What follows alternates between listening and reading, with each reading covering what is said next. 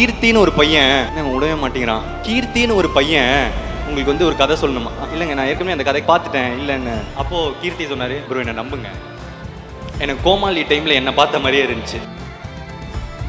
பார்த்தா மைத்ரி ஆஃபீஸ்லேருந்து ரவி சார் வந்து கால் பண்ணார்.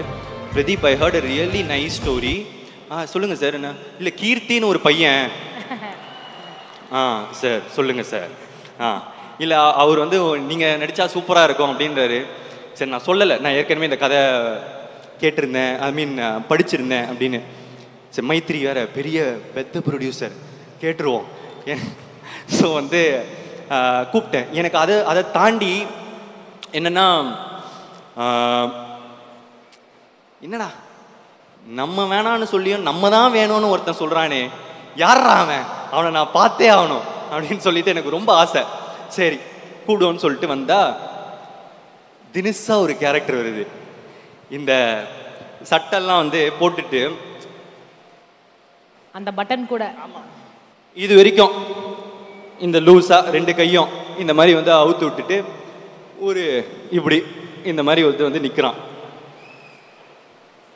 அதுதான் ஓகேன்னு சொன்ன உடனே கீர்த்தி சொல்லிட்டு ஷேக் ஹேண்ட் வேற சொல்லிட்டு உட்காந்து நான் வந்து கேட்குறேன், ஏன் ஒய் மீ அப்படின்னு கேட்டோடனே, இல்லை ப்ரோ நான் வந்து லவ் டுடே படம் பார்த்துட்டு எனக்கு ரொம்ப பிடிச்சிருந்துச்சி.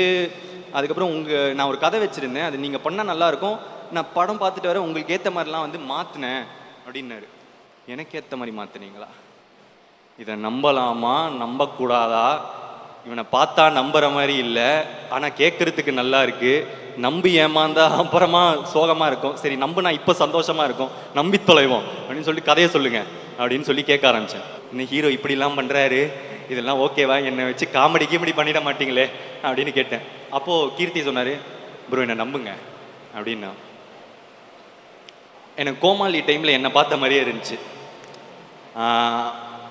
அந்த அந்த அவரோட எஃபர்ட், அவரோட பர்சியவரன்ஸ், அவரோட ஒரு விஷயத்தை சாதிக்கணும்னா அதுக்கான என்ன முயற்சி வேணால் எடுக்கலாம் அப்படின்ற ஒரு போகிற எக்ஸ்டென்ட் இருக்குல்ல, அதை நான் வந்து கீர்த்தி கிட்ட பார்த்தேன்.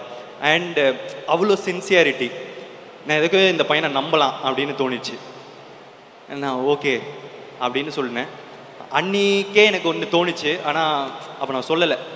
அன்னிலேருந்தே நான் அவர் வந்து என் தம்பி மாதிரி தான் பார்க்க ஆரம்பித்தேன். இன்றைக்கி வரைக்கும் நான் வந்து அவரை அப்படி தான் நடத்துகிறனும். என் சைட்லேருந்து பாதி நேரம் நமக்கு இருக்கிற ஃபீலிங்ஸ் மற்றவங்களுக்கு இருக்காமல் கூட போகலாம், அதெல்லாம்.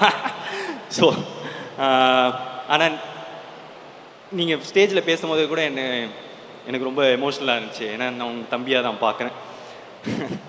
ஸோ